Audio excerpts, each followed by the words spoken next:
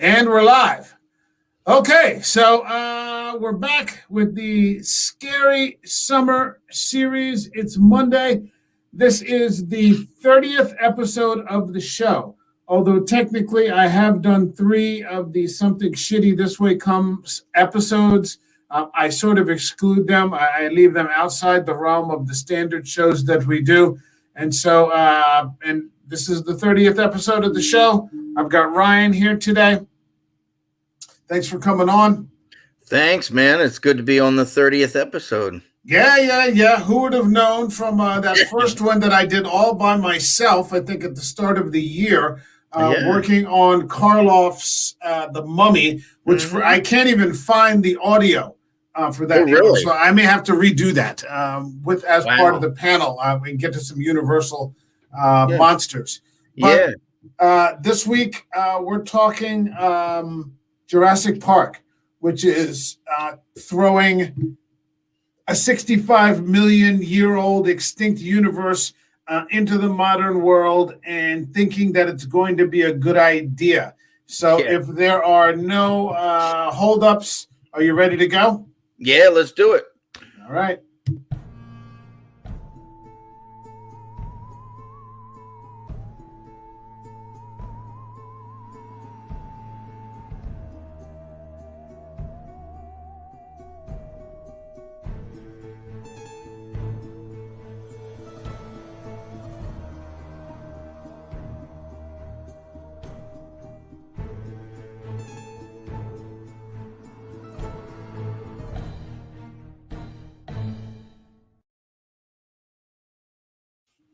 So, unfortunately, John Alvarez was unable to join us today.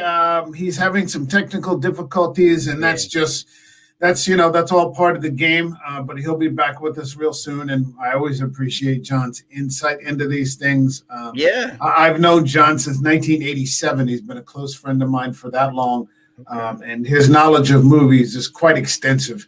So cool. He brings a lifetime of experience. In the film and stage, and John's it sucks. It does, but we'll get you in for the next one. We're going to be back on Wednesday with the Dead Zone, and if not, what'll happen is we'll get on early and I'll help you with some tech support. So don't sweat. I worked with John. I know John from the theater scene, the local theater scene here. For those of you out there, I do a lot of local theater. I've acted and directed with a lot of different groups, and I've worked with John on a couple of occasions. So I was looking forward to seeing it, John. I'm we'll sure get it back. I'm sure he'll be back. Yeah, we'll be back before long. It's just an episode. Yeah. So I'm increasingly enjoying doing this, and as it sort of moves along, it sort of takes a life of its own, and challenging the zeitgeist, so to speak, with so many of the established sort of opinions, and being able to look at these films with a fresh sort of eyes. Now, Jurassic Park goes back now 28 years. So what I've stopped doing with movies that, are well established and been around for decades is that I've stopped sort of going through the sequential episodes and this happened and then this happened. And I try to take more of a bird's eye view, more of a crow's nest kind of view, more of an overwatch to look at themes, maybe some analysis and things like this, because increasingly what I'm trying to do for An American Werewolf in New Jersey is bring some of the best analysis. There are there's good content makers out there that are doing that too, and I'm trying to add to that. I guess perhaps I'm a little more snobby with my choice of what I'll put on or what I'll talk about in terms of the Something Shitty thread, and then hopefully offer up some sort of comparison as to what I feel might be better within that same time frame. Yeah. Now, I feel that with this movie, the reason that it holds up so well, aside from the obvious success of the special effects, is that it checks off so many of the classic storytelling conflicts and elements. I mean, you could teach this in a class almost. Yeah. Well, can I offer a little background to this movie a little bit? Right Okay. ahead. For those of you who don't know, Michael Crichton actually used this concept previously in a movie called Westworld, like the TV series that's on HBO or one of those cable. All right. Westworld came out in 72, 73. Crichton didn't write a book. It was just a movie. He directed it. He wrote the screenplay and he directed it. And it essentially follows the same thing. Westworld is a futuristic amusement park. All right. It's part of it. It's called Delos is the park. And there's Westworld, Roman world, and medieval world. And the two guys who are played by James Brolin and Richard Benjamin go to Westworld. And everybody and all the things there are robots instead of dinosaurs later on. All right, they're robots, and you can do whatever you want with them. You can shoot them, you can fight them, you can mess around with the prostitute robots, whatever your heart desires. Okay, and something goes wrong in the park. And it's not like in Jurassic Park where Nedry shuts everything down. It's caused by a person. This is some kind of malfunction within the park, and all the robots start turning on the guests. And the robot gunslinger, who is marvelously played by Yul Brynner, and it's a little Easter egg real quick is he's wearing the same outfit as his character from the Magnificent Seven, which I think is pretty cool. But he ends up stalking the two guys, okay? Almost like an early Terminator. And but so Crichton used that concept because Westworld didn't do well in the theaters when it came out. It's become kind of a cult classic since then. He retooled it. He retooled that concept and wrote Jurassic Park. He took, instead of robots, he used clone dinosaurs, and he still kept the theme park kind of thing. Well, what you have is a recurring theme about the dangers of the application of technology. Oh yeah, yeah. Technology, when used with caution, is good. I think we were benefiting from it right now by having this conversation. Yeah. You're in another part, you're 20, 30 minutes away from here, but we're able to sit here and have this and stream it out to the world. So technology within the parameters, within some sort of ethical framework, is a good thing. Unfortunately, what happens in this story is that it's used by certain people who are kind of just interested in power. And power and profit. Not so right. So here's the thing. I found when it came to power, and that's kind of the thing I want to cover first. Yeah. Hammond has a God complex. He does. He very much has a God complex, and it's sort of laid out for you within the film for you to see, but they don't address it, I feel, in the way that they could sort of zero in on it. He remains this kindly, sort of bumbling old man. He loves his grandchildren. They work very hard to humanize him. And I'm not saying he's a bad person, but here's the thing, and this is what I noticed really watching it, warming up for this episode. The movie starts with the death of one of the workers, who is essentially mauled or eaten by a velociraptor. Yeah. Okay. Now, that calls for the insurance companies and the lawyers to come at Hammond full bore for a full inspection that requires, a number of experts in various fields to sign off. So here comes Hammond. Here comes Grant. Here comes Dr. Sadler. Here comes Ian Malcolm. They're brought in. And what Hammond does, what I noticed, he sort of performs this sleight of hand. And Mm-hmm. that, and with his one hand, he says, "Hey, I'm going to," and he does this to Grant and Sadler, to Oh Laura yeah. Dern's character. "I'm going to fund all your projects for 2 or 3 years, no problem. Yeah. And then with this hand, I'm going to hit you between the eyes with the biggest sensory overload in human history." Yeah. All the while he's waving his hands like this, you don't notice that he kind of tucks behind him the the truth, which is that someone has actually died. He never discloses that. Mm-mm. Well, and this brings me to what we were talking about the other night. In the novel, I read the book after I saw the movie. In the novel, Hammond is the antagonist. He is completely the antagonist. Crichton kind of made him the dark side of Walt Disney, where he's just interested in profit over anything else. Lives be damned. It doesn't matter how many people die for him to open this park. He's definitely got a God complex. He's a lot more megalomaniacal in the book. Not cartoony though. He's not like rubbing his hands and everything. But he's very much. He doesn't know about science. He's just this guy who's interested in. He puts the pieces together. Yeah, he'll stop at nothing to open this park. Okay, so hold on. We got Eric here, and it says science allows man to play God in this, and it shows how nothing good comes from it, even with good intentions. Yeah. Now, the part that I'm sort of stuck on is that it's a contradictory presentation of Hammond. Mm-hmm. Because they never really address the fact that he doesn't disclose. And this is also what I mean by the God complex. God sort of decides for himself what he will and will not reveal to you. Oh, yeah. He obfuscates. He compartmentalizes. I'm talking about Hammond here. Yeah.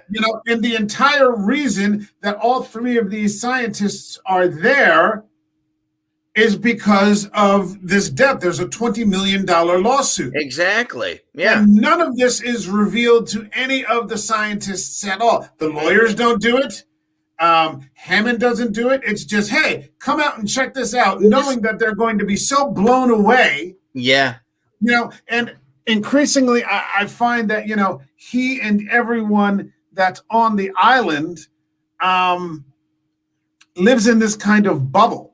He does. He's in his own fantasy land. Yeah, and he's very much a Dr. Frankenstein kind of character. He can't see any, or he refuses to see anything but what it is that he is obsessed on. Exactly. And he, that's touched on a lot in the novel.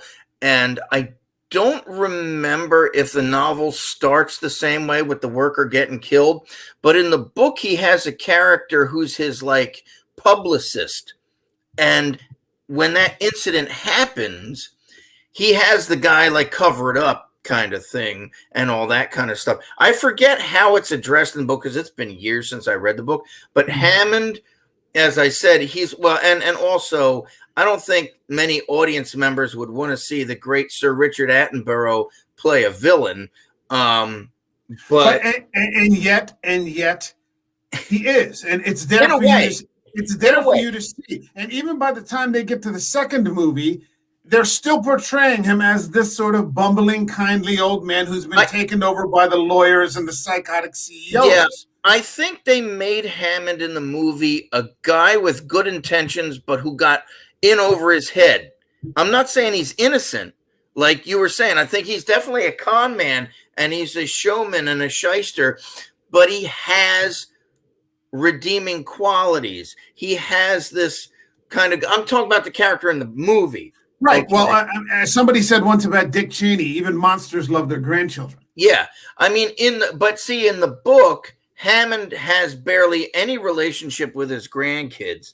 Mm-hmm. I'm just pointing out how they made the character a lot more likable in the movie. Yeah, I think it would have been much more along the same vein if he had disclosed. Yeah, yeah. Well, if he had, it's very contradictory, and then said, "Okay, we'll come down and make up your mind," and then played the same character. But for me, the fact that he refused to disclose, really sort of shows a dark side that they kind of hint at, but then refuse to sort of follow up on. Well, that's the thing too. It's you can't go. I think Michael Crichton actually wrote the screenplay too, so I think he co-wrote it or something, or it was. Yeah, that's true. If Elon Musk or Bezos could be like Hammond, they would do it too. Here's the thing. I sort of disagree with John in that Musk is trying. I don't know much about Bezos. I don't know anything about Bezos, but Musk is trying to. Yeah, he does look a bit like Lex Luthor, like Kevin Spacey played him in that movie. But Musk is trying to get people to the moon. So people understand in advance that they could very well be risking their lives. That kind of thing. Hold on a second. We got Eric. I think the novel starts with a little girl attacked on the island. Just like how the Lost World movie started. Not sure about the worker dying in the novel, though. Okay. Yeah, I remember that now with the little girl. Yeah. One of the little things bitter, the little Procompsognathus, I think. And that's actually, and if you haven't read the novel now, it was written in 1990, so you had 31 years to do it. You're ruining the novel. Yeah. Hammond dies. Hammond doesn't make it out because he's still delusional at the end. He's still, his ego and his narcissism doesn't allow him to think that this is all falling down around his ears. And he eventually gets eaten by a group of the little Procompsognathus things. They bite him and he's like kind of gets paralyzed, and then they just come in on him and eat. That's a consistent sort of story arc. Yeah, he's done in by his own creation. Yes, that's a complete Frankenstein. Oh yeah, parallel there. But again, go ahead.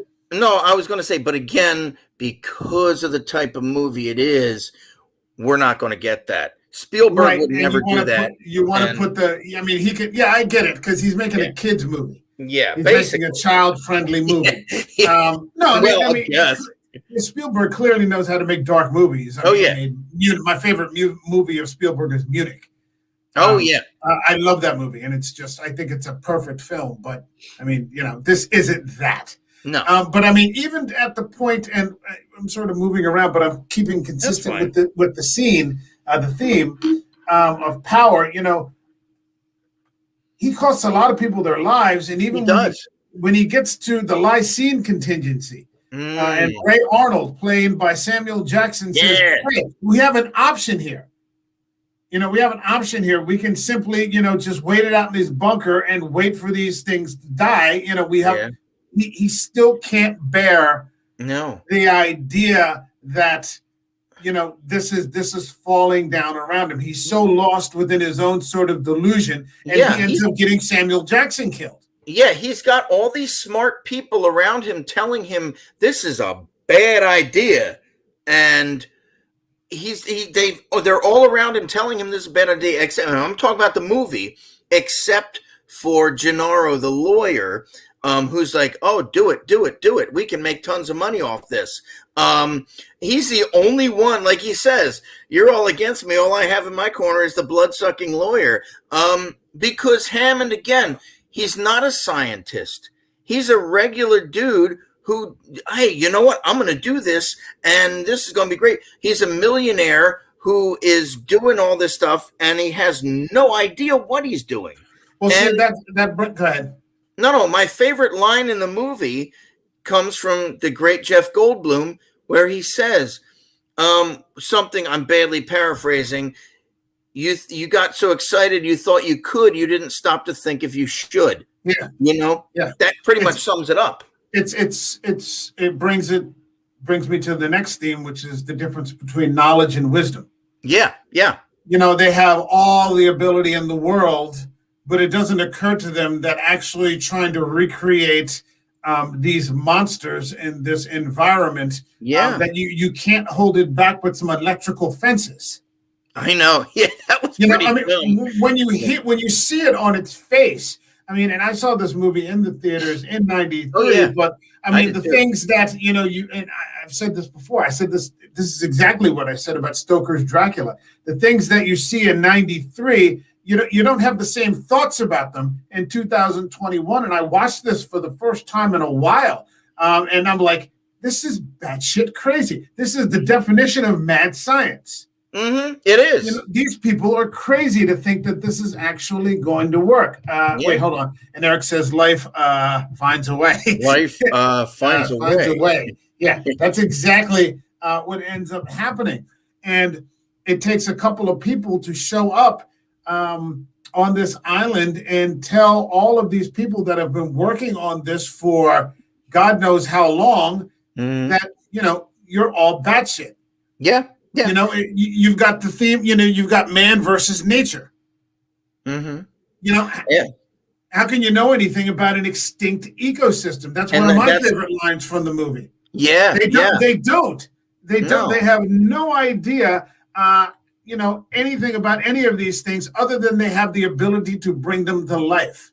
Yeah. I think everybody in the movie to some extent is, well, I shouldn't say everybody, but all of Hammond's staff is ignorant of any, who knows if they did any research on dinosaurs or thought any of this crap through. They really, I mean, if they're telling them, hey, no, don't, that's just kind of instinct. Like, these things will kill you. Yeah. But I think at the same time, I don't know if they really thought, hey, are they going to survive in this environment? Are they going to turn from female to male in an all one-sex environment or whatever, all that other scientific stuff. That's why I love the opening scene in the intro with the can of Barbasol. Yeah, well, life finds a way. The rival company, the InGen company that Nedry is an agent for. Yeah, there's just a lot of people who have power who don't know what they're doing. No. I mean, that's what it comes down to. And go ahead. No, and I'm saying that's why, if I was Grant, I'd be skeptical of this too. Like, what are you doing? All of them. And I would be skeptical of all of them. And it's interesting, when Crichton wrote the book, he actually, if you've never read a Crichton book, never have. I've been trying to read Eaters of the Dead, but I haven't been able to find it. No, I kind of call him like the thinking man's fiction. He does a lot of research, and the book is full of scientific stuff, but it's not like it's accessible. Yeah, it's not like jargon that nobody understands. And he bases the characters on real life people. I think Grant is based on this paleontologist, Baker, somebody. Ian Malcolm is based on a real chaos theory person.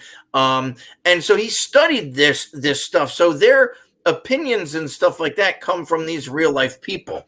So I think it's pretty neat that a lot of his stuff is based in fact and on research. Even if you were to go back to something like Hemingway, which we have mixed opinions on, but you could do a story like The Old Man and the Sea.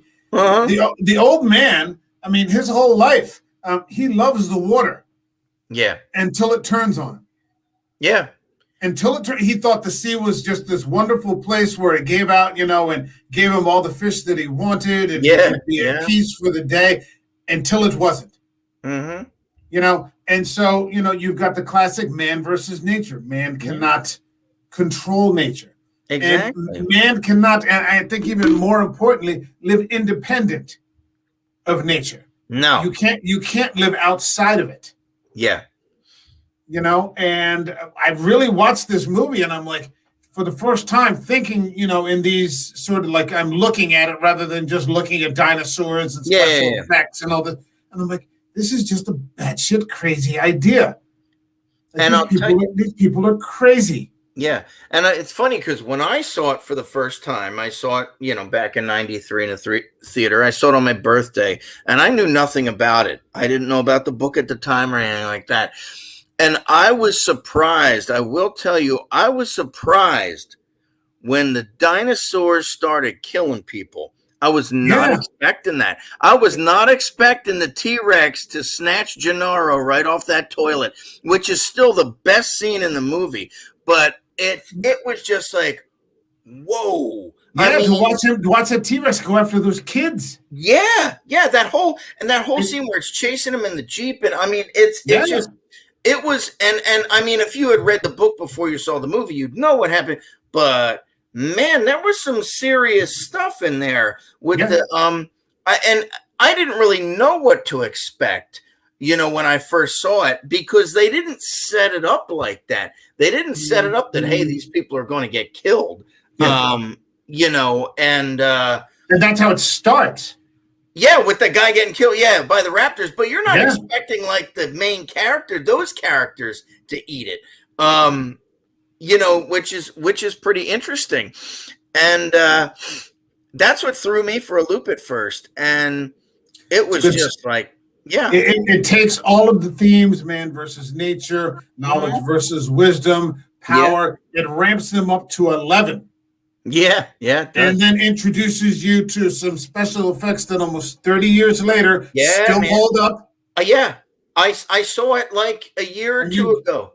And you just got you still got a fantastic movie. Yeah, they did it right, man. They mixed the Stan Winston puppet or whatever he used. Yeah. And then they mixed it with the CG, with the ILM stuff. And yeah, man, it's still looks good. Yeah, it's still perfect. They did their homework on what the dinosaurs look like. Although now, I'm sure if they, now the popular consensus is that most of the dinosaurs had feathers. So that's the new thinking, is that the dinosaurs had feathers. So that's like the new thing. So if they made the first movie today, T-Rex would probably have feathers. Nobody wants to see that. Yeah, I know. They're going to make a new one, and I'm sure that the T-Rex isn't going to have any feathers on it. No, and I like that they focused on the T-Rex because it is the king. And it's the alpha. They made the raptors like, it was funny because I remember when in the movie they're like, you bred raptors, like they're all scared. It's like, what about the freaking T-Rex? Like, I would think that, I know that raptors are dangerous things, but like, man, you got a T-Rex walking around. Well, so, once you move, I mean, I think that the raptors were more intelligent. Oh yeah, were able to they had a little more act. They were able to get into the building. Yeah. Which eventually even the T-Rex is able to also. I mean, it just sort of asserts, who is in charge. You see in that final scene. Yeah. But one of the things, I mean, while we're talking about the special effects, is the success of the actors in interacting with the special effects. And I know you disagree with this, but I think, and this is what I wrote in here, would you compare it to what we've seen, like with the Phantom Menace, where I feel the performances are very stiff. But here, I mean, and I don't know whether it's just, you get lucky with some actors can do it and some actors can't, or you get it where some, sometimes you just get a good performance. It's a combination. I mean, it's perfect. It's perfect. I think with the case of Jurassic Park, now I could be wrong. I mean, the case of Jurassic Park is a lot of that stuff was filmed on location in those areas. They had sets built. Now, in Phantom Menace, they had sets built and stuff like that. But yes, they used a lot more green screen. Now, some actors are not comfortable with that. However, other actors, and I'm just diverging for a minute just to talk about the special effects, somebody like the great Ian McDiarmid, he is a theater actor primarily, so he's used to the green screen. So some actors didn't have a problem with it. But in the case of Jurassic Park, yes, I think too they had a good reference point because they used the Stan Winston ones too. I don't know where the Stan Winston dinosaurs, I don't know if they were like puppets or mechanical or what. Or they were just models. I don't know how they were able to blend the CG and the live action, because that T-Rex, I think they actually built a huge T-Rex head, like when it's roaring and stuff. Right. That's not, some of those shots are not CG. No, those You are know, practical effects. yeah, like the Dilophosaurus when it eats Nedry and the fans come out. That's a real Yeah. practical dinosaur that Oh they yeah, yeah, built. yeah, yeah, Yeah, yeah. yeah. Yeah. It's great Um, stuff. oh yeah. And They now did it. I don't. You don't get it perfect very often, but they Yeah, did. And the fact that they got it perfect with all the other things that we've been talking about yeah, I mean, we've gone 30 minutes before we even started talking about special effects. yeah, yeah, yeah. You And know? it's I know there's some stuff now, obviously because the research is always changing. And I remember reading somewhere where they were like Dilophosaurus actually didn't have the hood things, but at the time they thought they did. I mean, that's the thing too. You have to understand that when that movie came out, Yeah, that was the science. that was the science. I mean, hell, Yeah. when dinosaurs, I remember learning about dinosaurs in elementary school that and in a science book that said a brontosaurus had two brains, one in its head and one in its tail, which was ridiculous. But I don't know how they determined that. But again, the science was always evolving. Yeah, I've of always course. loved dinosaurs. I was obsessed with Well, dinosaurs as a kid. And I thought this was so cool to see, as well, coming from that world, Crichton makes, and Eric says, Crichton, John says Crichton was a medical doctor. Oh, okay. That's why his science is consumable to the average Oh, moviegoer. okay. Yeah, it's accessible to the layman. Yeah, yeah. And he says there's a reason why evolution keeps man and monster apart. Yeah, 65 million years. Exactly. That's a huge jump. Mhm. And the T-Rex was not on the end scene. Spielberg put it after the test with the first T-Rex scene with an audience. Okay, so he added that at the end. Yeah, which I think is a cool scene because the T-Rex is still the biggest badass of the prehistoric world. Yeah, no argument here. So I think that it's funny too because there are some parts from obviously the book that are different from the movie. But it's a pretty faithful adaptation when all is said and done. I mean, all they did was really combine a couple characters. Like Gennaro in the movie, the lawyer, is way different from the Gennaro in the book. The Gennaro in the book actually lives. He's one of the few who makes it out. And he's actually a resourceful guy. They blended his character in the movie with the publicist, who's a coward. And in the book, there are two T-Rexes. There's the adult and there's a juvenile. And it's the juvenile who eats the publicist. He's not hiding on the toilet, but I think Muldoon, the game warden, he lives in the book. And it's implied, and I told you that, yeah, there he is. He's a cool character. I like Muldoon. Yeah, I like Muldoon. And he's the only one in that circle that seems to have any sense. Exactly. Any wisdom. Yeah. He's like, the first words out of his mouth, they should all be destroyed. Exactly. They should all be destroyed. And he's used to dealing with big animals because he's a game hunter from Kenya. Yeah. So I'm sure he's dealing with lions and all kinds of crazy stuff. Yeah, but he realizes that this is another thing entirely. Yeah, but Muldoon lives in the book, and he's the one that tells us that Ian Malcolm is dead, although we know in the sequel he's not. But Ian Malcolm is kind of like the audience's character. As I said before, when we were talking about Prince of Darkness with the benchmark character, what's that? He's the everyman. Yeah. And he's the audience. He's the benchmark character for the audience. He's the skeptic. He's the guy who's, that is one big pile of shit. He's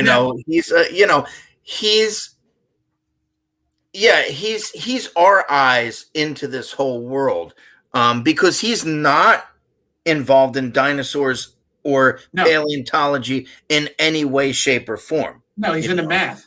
Yeah, he's a math guy. I feel that we would be remiss if we didn't bring up at least, another theme here epitomized by a guy I just can't stand. Yeah, Nedry. Dennis Nedry.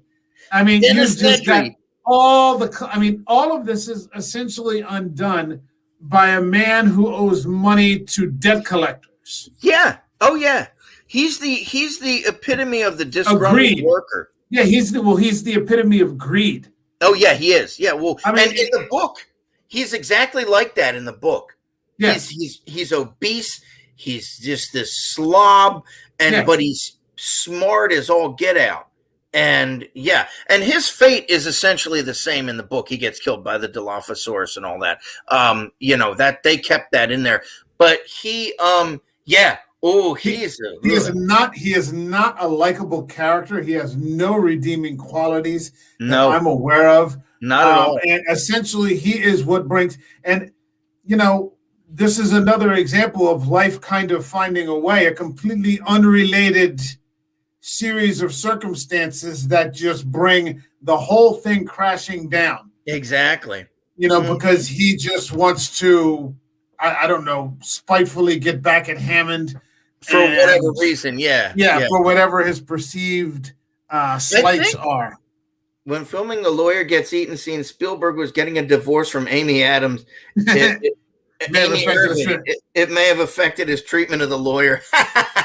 Well, it's funny. I'm happy when Ned died. Yeah. Who is it? It's funny about the lawyer, though, when I just read something recently about the actor who played him, Martin Ferrero, who's been in tons of movies. He says that's his signature role. He said he's fine with being remembered as the guy who got eaten off the toilet. He said kids come up to me and say, "You're the guy the T-Rex ate off the toilet." He said, I'm fine with that. He's yeah. But yeah, Nedry, I don't know if I can't remember in the book if it's explained why he doesn't like Hammond. I think he just thinks he's too smart for him. Yeah, Nedry's, he feels that he's underpaid. He bid for the job, and now he wants more money, but he's contracted for a certain amount. Yeah, Nedry he owes money. That's what the problem is. It isn't that he isn't being paid enough. It's that he owes money. Oh yeah, which has nothing to do with Hammond or their agreement, but somehow he, completely twisted. Yeah, and he thinks he's smarter than everybody else who works there. Yeah. I mean, he created didn't he create like the whole security system and all that? He did all that. That's why he was able to let the dinosaurs out and all that other stuff, because Ray Arnold, or John Arnold, whatever his name is, didn't know how to do that. So, that's the thing. And Arnold, I love Samuel L. Jackson in that movie. He's pretty much the same in the book. And you actually see him die in the book. You don't see just his arm fall down, he's essentially the same kind of character. There's one more character I feel that we have to talk about, and that's Henry Wu. Yes, I was thinking of him. Good old Dr. Wu. Dr. Wu in the book has a way bigger part. Dr. Wu has been like the kindly, congenial scientist in the first movie. Yeah. Now to becoming the villain, of the whole series. Yeah, he's pretty much taken over from Hammond. And he's selling his technology to the highest bidder. Yeah. And I have to say, I think B.D. Wong is very underrated. I like B.D. Wong. He was one of the highlights of Gotham. He played Hugo Strange.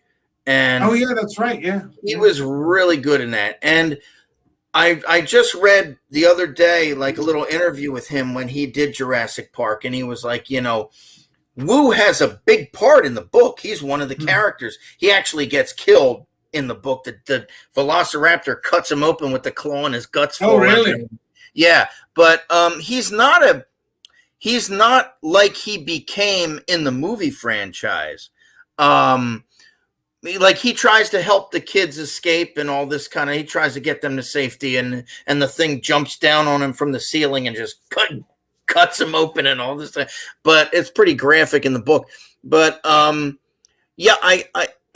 B.D. Wong was just in that interview was just talking about how, even though he had that small of a scene, they all made him feel welcome. They made him feel really like part of the whole experience and stuff. Yeah, hold on to your butts. Hold on to your butts. He but I think it's good. Yeah, he was amazing in Gotham. And I think it's good that they kind of brought BD Wong back, that they brought Wu back as the connection. To the original storyline. Yeah, He's the yeah, as of the last movie, he was the only one. I mean, yeah, they yeah, brought Jeff Goldblum back for like 90 seconds. yeah, exactly. Although they're Um, all three of them are coming back for the new one. Sam Neill, Laura Dern, and Goldblum are all we'll coming back. see. We'll So see how much of a role that they have. And I mean, yeah, we were here. I can't remember what movie we were talking about, but I was saying that this would be a good place to close it. You had well, the I third told movie you, now with Chris Pratt. Pratt, Yeah, and now you've got Bryce Dallas Howard, and now you've got the three from the original, and this would be a good place to yeah. just shut Well, it all down.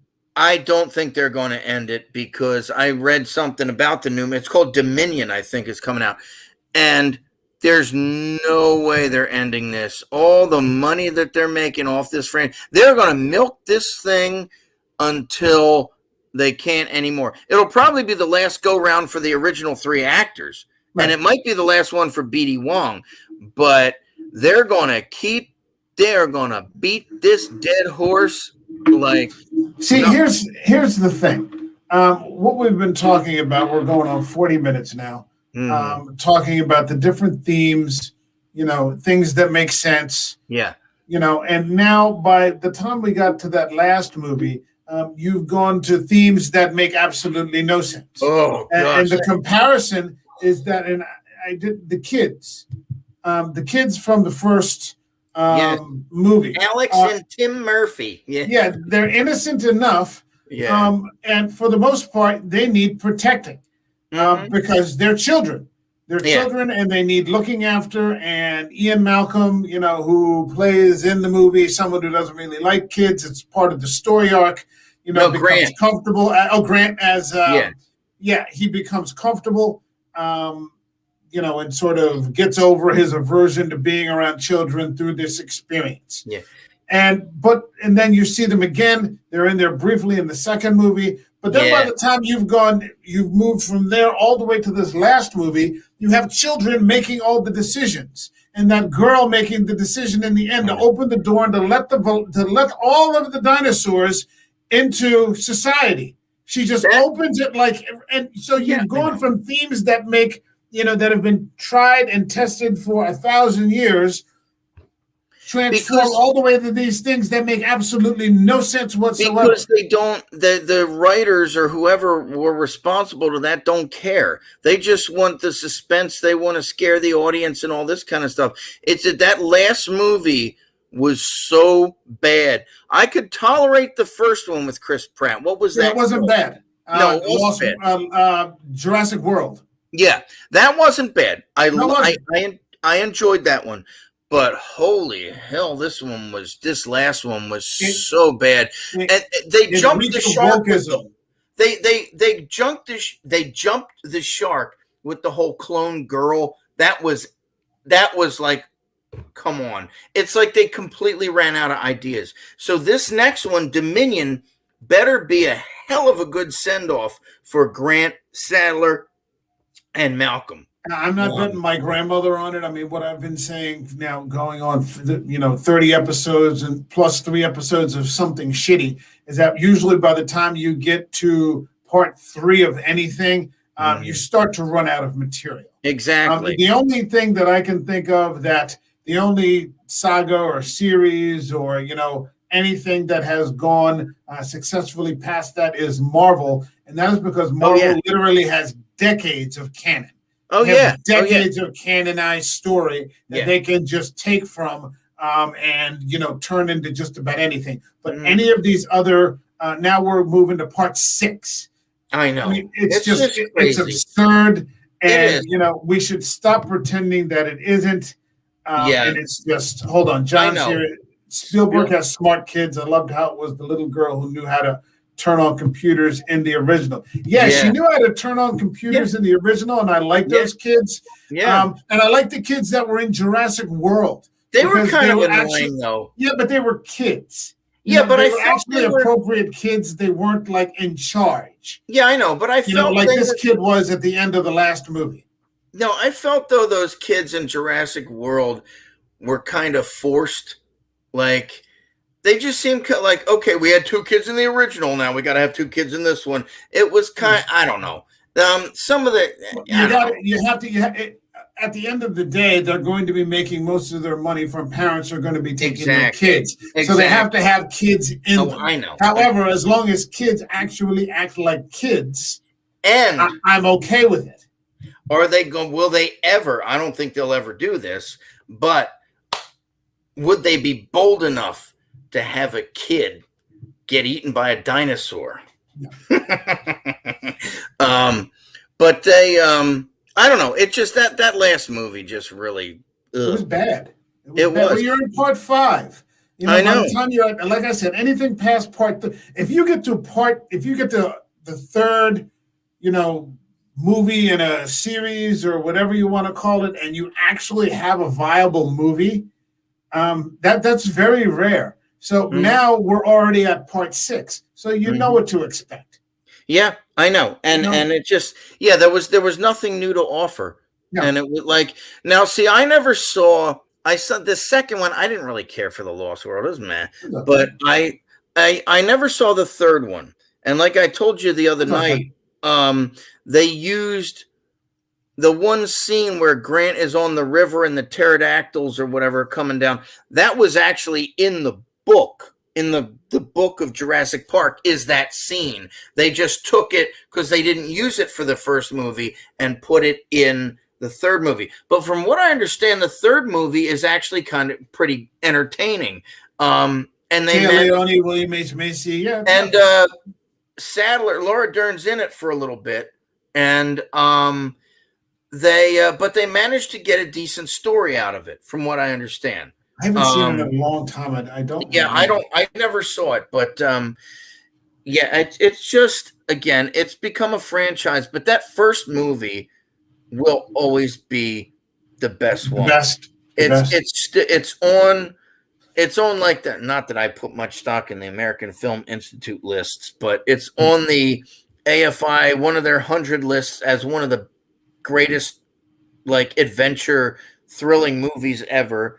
I think it's one of Spielberg's best in that genre, because he's done tons of movies in different genres, but that is up there with Jaws as far as a summer blockbuster goes. I mean, and he's got my favorite composer, John Williams, doing the music, which is still memorable, and it adds to the scenes. That scene when they're in the Jeep and Malcolm's in the back, and you see the puddle with the water, and it's just the movie the impact tremors.